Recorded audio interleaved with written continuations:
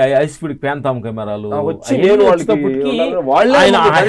Hand కూడా ఇది నా హ్యాండే ఉంటుంది గుర్తుపడతారు ఆడియన్స్ అనే రేంజ్ కూడా ఆడియన్స్ ఇప్పుడు ఉన్నారు అనమాట. అందుకని హ్యాండ్ షాట్ కూడా లెగ్ షాట్ కూడా వాళ్ళ చేత చేపిస్తున్నాం. హై స్పీడ్ మొన్న పెద్ద షూటింగ్ చేసాం శరణ్ బాబుది. దాంట్లో ఒక సింగిల్ షాట్ అనమాట, అంటే కెమెరా కట్ చేయకుండా ఒక సింగిల్ షాట్ ఎంత షాట్ చేయాలంటే అది చాలా వన్ మోర్స్, చాలా పేషెన్స్, ఎనర్జీ చూస్తామంటే మాకు బాగా కష్టపడుతుంటే మా అందరు అక్కడ అంటే థియేటర్ క్లాప్స్ కొట్టే ముందు స్పాట్ లో టెక్నీషియన్ క్లాప్స్ కొడుతున్నారు. ఓకే, అంటే ఇప్పుడు మీకు పెద్ద టాపిక్ వచ్చింది కాబట్టి మాట్లాడుతున్నాను. సో రామ్ చరణ్, చిరంజీవి గారితో వర్క్ చేశారు, పవన్ కళ్యాణ్ గారితో వర్క్ చేశారు, అందరితో వర్క్ చేశారు. రామ్ చరణ్ గారితో కూడా ఇంతకు ముందు మగధీరలో రంగస్థలం చేశారు. సో పెద్దలో కొంచెం డిఫరెంట్ గా ఉండబోతుందా ఇట్లా? ఆయన చేంజ్ ఓవర్ కూడా అంత ఆయన బుచ్చిబాబు గారు కొత్తగా ట్రై చేస్తున్నారు, సుకుమార్ గారు శిష్యుడు కదా, టోటల్ కంప్లీట్ చేంజ్. అంటే మరి మీకేమైనా కష్టంగా అనిపించిద్దా, లేకపోతే హోంవర్క్ ఎలా చేస్తున్నారు?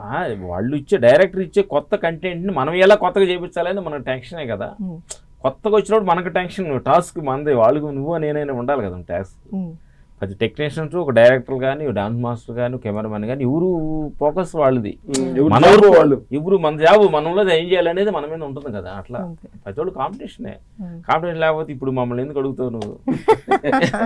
సో మీకు నేను మళ్ళీ అడుగుతున్నా ఈ క్వశ్చన్, చిరంజీవి గారితో, పవన్ కళ్యాణ్ గారితో, రామ్ చరణ్ గారితో చేశారు, వీళ్ళందరిలో సిమిలారిటీస్ కానీ ఏమన్నా ఉన్నాయా?